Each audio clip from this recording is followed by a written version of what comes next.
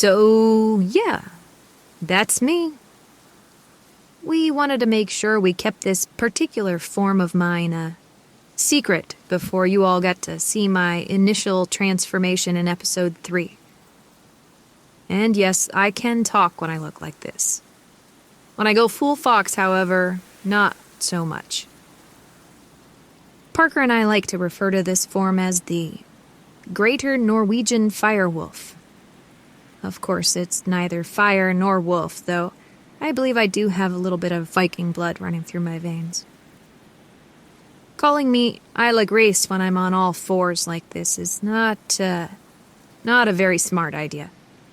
Parker wanted to call me Fenrir, after the giant evil wolf from Thor Ragnarok.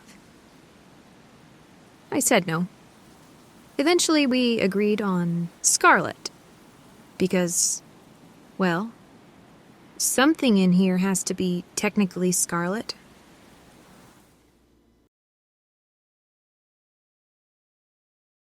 Today's video is a bit of a behind-the-scenes look at me. My Greater Norwegian Firewolf form, Scarlet. Enjoy. Hi, it's me, John. You may recognize me as the voice of Parker. Many of you are aware that I'm the voice of every other character in the story as well, with the help of AI, of course. I don't have the vocal range to Make my voice sound like this. without some major assistance. I'm sure I'll go over some of the other tools I'm using in future videos, but I wanted to focus this one on Blender. It's where most of the magic happens and where I spend the vast majority of my time and effort. Now, this isn't going to be an actual Blender tutorial or anything. I'm not knowledgeable enough to put together a decent one that doesn't just repeat the things that hundreds of other YouTube videos have already covered. I pretty much just do things on the fly. I have an idea in my head of what I want to accomplish, and through lots of Google and YouTube searches, I can often find a method that at least comes close to getting me the results I'm looking for. Well, in some cases, close is like a close call when an asteroid just misses Earth, by 500,000 miles. This video is just a basic glimpse into some of the work that goes on to make Vixen Park happen. So this is what you're greeted with at the start of a new Blender project. Are we going to turn this normal cube into an animated fox? No, of course not. We're going to use a sphere instead. Consider this like a virtual ball of clay. So what now? Well, now we sculpt.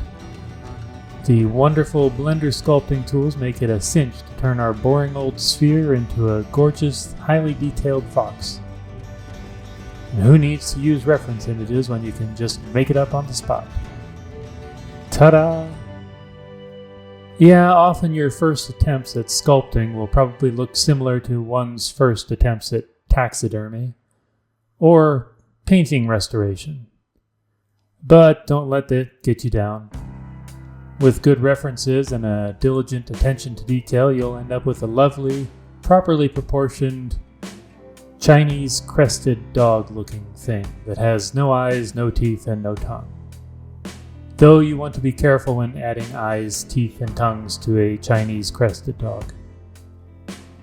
Once you've got your sculpt completed and looking good, it's time to completely redo it.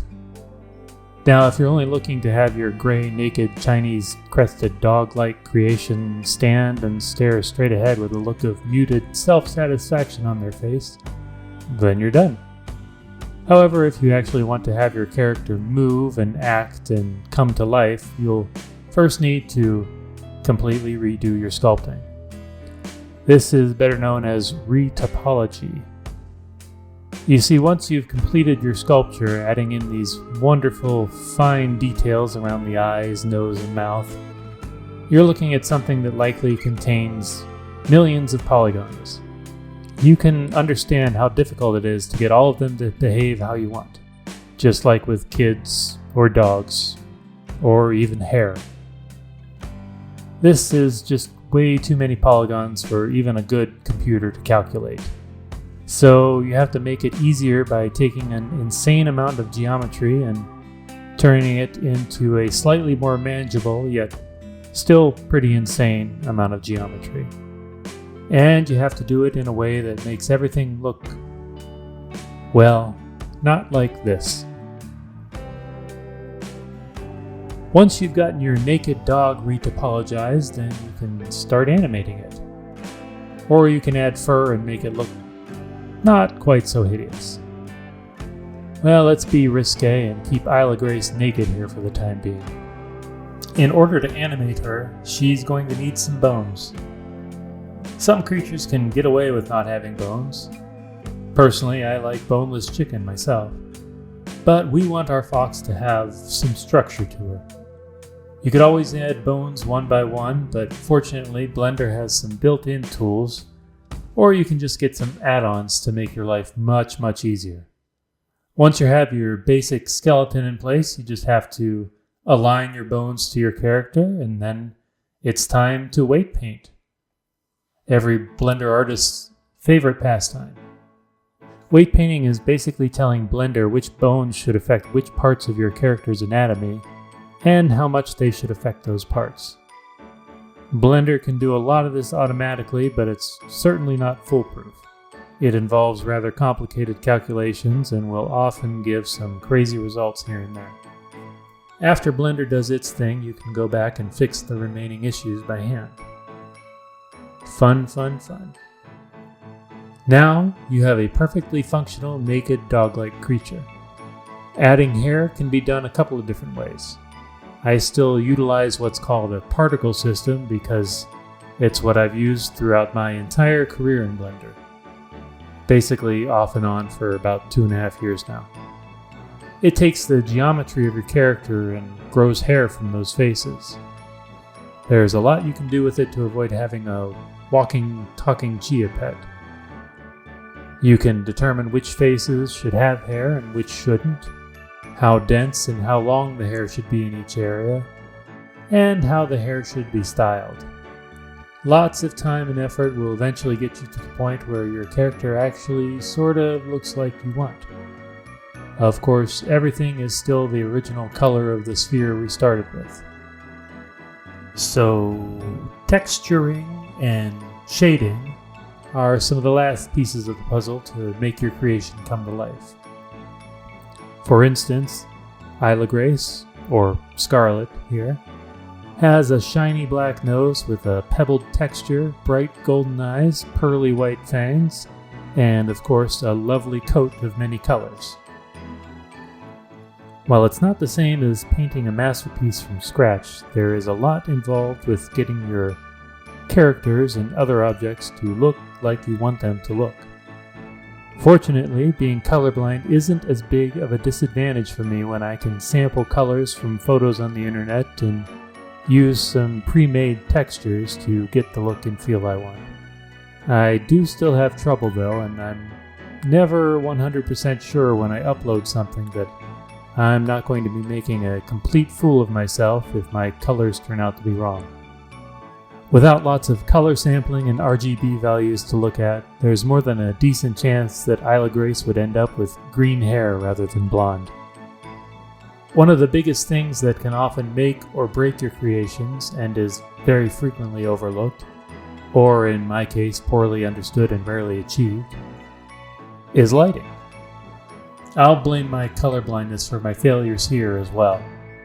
My inability to see the full effect of lighting, especially when it comes to colors, definitely holds me back from higher quality products. Plus, I am admittedly very lazy with it. It is amazing how big of a difference lighting can make. It can affect the entire mood of a project in a good way or a bad way. Lighting for animation is much more difficult than lighting for a still image, so I tend to simply light things like they would be lit in real life. Oh, there's a lamp on the end table? I'll put a light there. Or it's 3 o'clock in the afternoon on a sunny day? That means the sun should be at this angle. Finished result be damned. I am trying to learn though. When you're talking about animated movies from Disney, DreamWorks, Sony, and the rest, there are teams of people assigned to each and every one of these phases. I've barely even scratched the surface on any one of them, both in this video and in my work thus far. Plus, I haven't even taken into account things like backgrounds and settings, physics and simulations, sound and music. And voice work. Not to mention the story itself. I hope to look back in a year or two, or even just a few months, and laugh at how truly amateurish my current work is. I know I'm already somewhat embarrassed by large sections of Episode 1.